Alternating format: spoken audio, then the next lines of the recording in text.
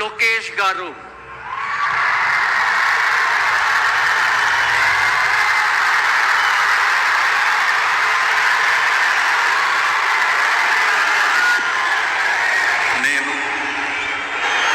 నారా లోకేష్ అను నేను శాసనము ద్వారా నిర్మితమైన భారత రాజ్యాంగం పట్ల నిజమైన విశ్వాసం విధేయత చూపుతానని, భారతదేశ సార్వభౌమ అధికారాన్ని సమగ్రతను కాపాడుతానని, ఆంధ్రప్రదేశ్ రాష్ట్ర మంత్రిగా నా కర్తవ్యాలను శ్రద్ధతో అంతర్గత శుద్ధితో నిర్వహిస్తానని, భయం కానీ పక్షపాతం కానీ రాగద్వేషాలు కానీ లేకుండా రాజ్యాంగాన్ని శాసనాలు అనుసరించి ప్రజలందరికీ న్యాయం చేకూరుస్తానని దైవ సాక్షిగా ప్రమాణం చేస్తున్నాను.